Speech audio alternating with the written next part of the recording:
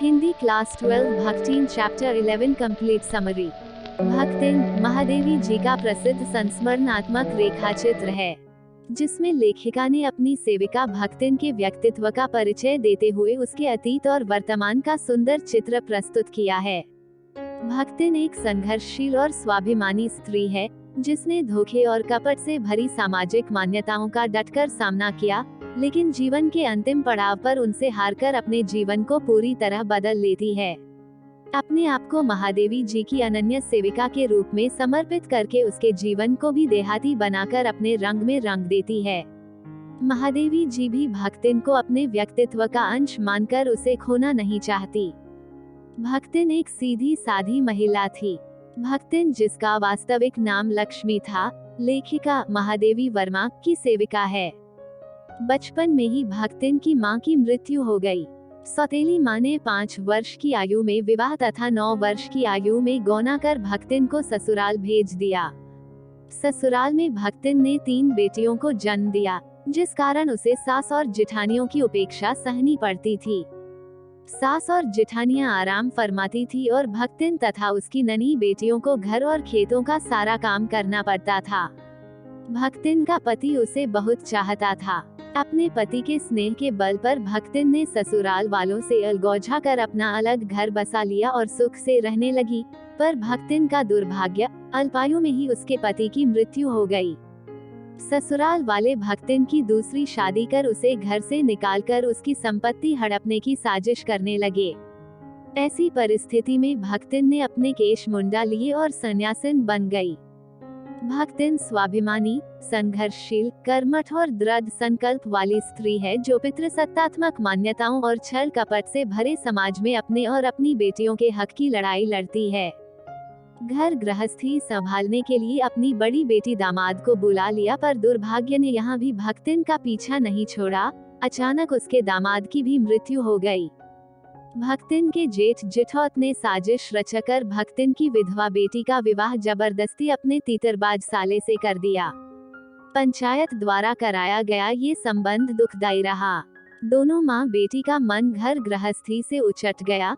निर्धनता आ गई। लगान न चुका पाने के कारण जमींदार ने भक्तिन को दिन भर धूप में खड़ा रखा। अपमानित भक्तिन पैसा कमाने के लिए गांव छोड़कर शहर आ जाती है और महादेवी की सेविका बन जाती है। भक्तिन के मन में महादेवी के प्रति बहुत आदर, समर्पण और अभिभावक के समान अधिकार भाव है। वह छाया के समान महादेवी के साथ रहती है। वह रात रात भर जागकर चित्रकारी या लेखन जैसे कार्य में व्यस्त अपनी मालकिन की सेवा का अवसर ढूंढ लेती है। महादेवी भक्तिन को नहीं बदल पाई, पर भक्तिन ने महादेवी को बदल दिया। भक्तिन के हाथ का मोटा देहाती खाना खाते खाते महादेवी का स्वाद बदल गया। भक्तिन ने महादेवी को देहात के किस्से कहानियां, किंवदंतियां कंठस्थ करा दी। स्वभाव से महाकंजूस होने पर भी भक्तिन पाई पाई कर जोड़ी हुई 105 रुपयों की राशि को सहर्ष महादेवी को समर्पित कर देती है। जेल के नाम से थर थर कांपने वाली भक्तिन अपनी मालकिन के साथ जेल जाने के लिए बड़े लाट साहब तक से लड़ने को भी तैयार हो जाती है। भक्तिन महादेवी के जीवन पर छा जाने वाली एक ऐसी सेविका है, जिसे लेखिका नहीं खोना चाहती।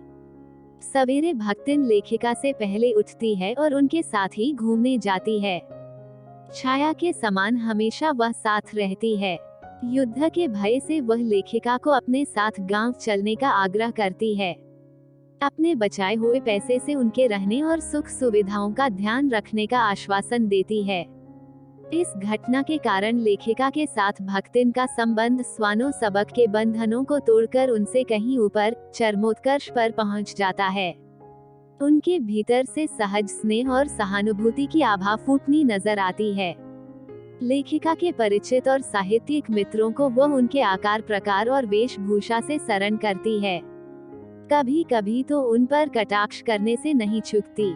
भले ही वह कविता से प्रभावित न हो, लेकिन किसी भी व्यक्ति का दुख उनसे नहीं देखा जाता। जेल उसके लिए यमलोक से भी ज्यादा भयानक है। उसकी कमजोरी के कारण वह कई बार उपहास का पात्र भी बन जाती है। वह लेखिका के जेल न जाने की कल्पना से इतनी प्रसन्न नहीं होती, जितनी अपने साथ न जा सकने की संभावना से अपमानित। भक्तिन लेखिका से बिछुड़ने की कल्पना भी नहीं कर सकती। लेखिका भी उस वियोग की कल्पना से सिहर उठती हैं, जो वियोग जीवन का एक यथार्थ सत्य है। लेखिका ने अंत में भक्तिन के वियोग को जीवन के वियोग से जोड़कर देखा है। For more update, please like, share and subscribe to my channel. Thank you.